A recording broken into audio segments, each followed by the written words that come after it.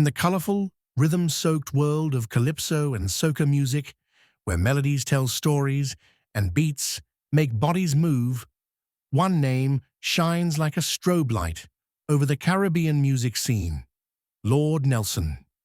Known to many as the Disco Daddy and to some as the Calypso King of New York, Lord Nelson's musical odyssey has traversed continents, captivated generations, and helped shape the soca genre into what it is today. This is the vibrant, pulsating story of Robert Lord Nelson, from humble beginnings in Tobago to the grand stages of Carnegie Hall. It's a tale of talent, tenacity, and tropical triumph. Robert Nelson was born in Plymouth, Tobago, a town that whispers with history and hums with the voices of ancestral rhythm.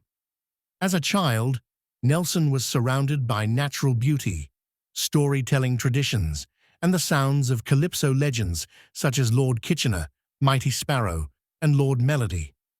Music wasn't just an entertainment, it was woven into the very fabric of daily life. Young Nelson was a sponge, absorbing every note, every lyric, and every beat. After completing his education in Tobago, he set his sights on Brooklyn, New York, with dreams of a better life, adventure, and perhaps destiny. The lights of the big city were calling. But before music could take center stage, fate had another plan. Shortly after arriving in the United States, Nelson was drafted into the U.S. Army and sent off to serve in Korea. Far from the steel pans of the Caribbean and the jazz bars of Brooklyn, Nelson found a stage of a different kind: army shows. There, clad in fatigues but burning with talent, he discovered his knack for comedy and singing, performing for troops and lifting spirits. It was in the tension of wartime, on makeshift stages, that Lord Nelson's performance chops began to bloom. He mimicked, joked, sang, and most of all, connected. It was the beginning of a lifelong love affair with entertaining.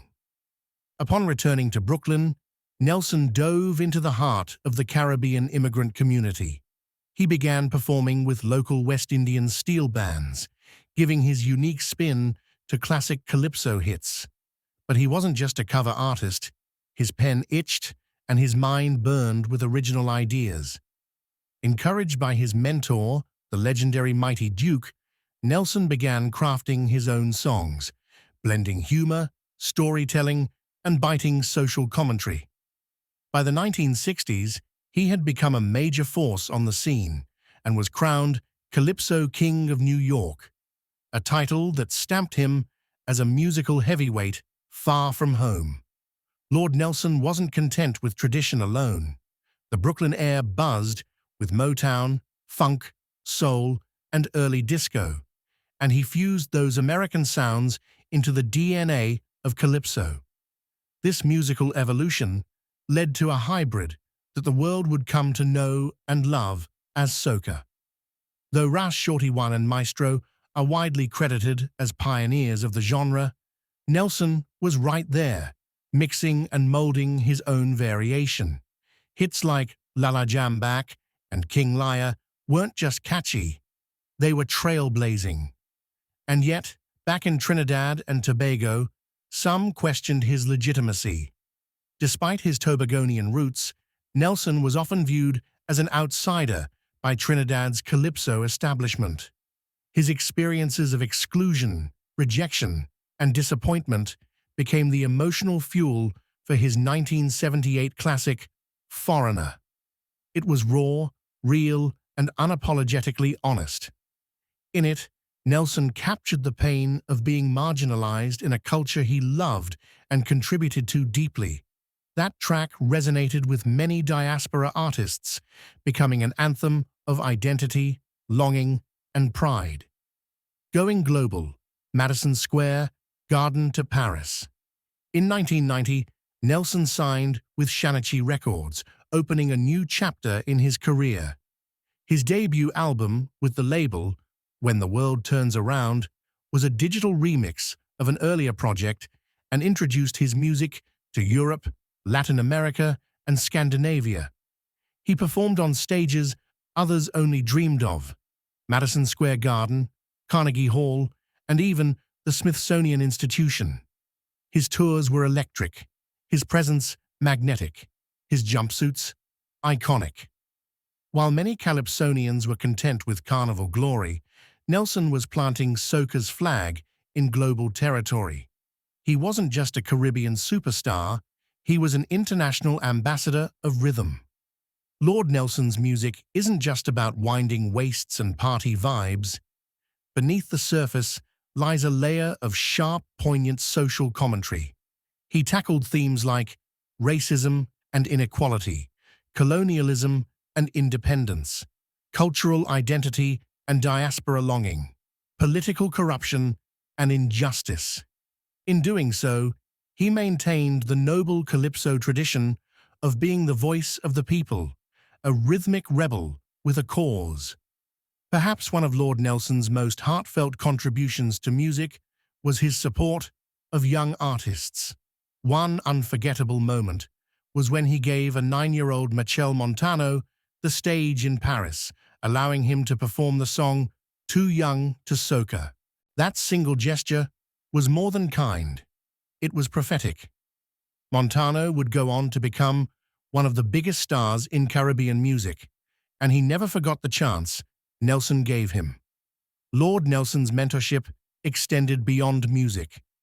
It was about culture, identity, and giving back. Seafood, fishing, and the good life. Even in his 90s, Lord Nelson is a man of vibrant energy and youthful soul. When asked about the secret to his longevity, he credits it to his diet of seafood, with one notable exception: no eel, because it looks too much like a snake. He spends his free time fishing, finding peace in trying to outsmart the fish. It's a metaphor, perhaps, for how he's navigated life: quietly strategic, patient, and always with joy. In 2022, at the age of 91, he performed at Queen's Hall, St. Anne's, in Trinidad, during a tribute concert. He didn't just sing, he lit the stage on fire with his signature energy. Awards, honors, and flowers while he lives. Lord Nelson's contributions haven't gone unnoticed. 2019 received the Lifetime Achievement Award from Trinidad and Tobago for 60-plus years of musical excellence. 2022 granted an honorary doctorate of letters from the University of the West Indies, cementing his place as a cultural titan. These accolades are not just trophies. They're testaments to a man who gave his life to music, community, and culture. Lord Nelson keeps much of his personal life private, but we do know he's the uncle of Moja, a rising soca and rapso artist. That musical fire clearly runs in the bloodline. Family to Nelson is more than relatives. It's the community, the fans, the culture. Today, Lord Nelson continues to record, perform, and inspire. He remains a powerful symbol of perseverance, innovation, and joy. His music blares at carnival. His wisdom guides the next generation, and his name is etched into the annals of soca and calypso history. Long live the Disco Daddy. Please like, share, and subscribe for more.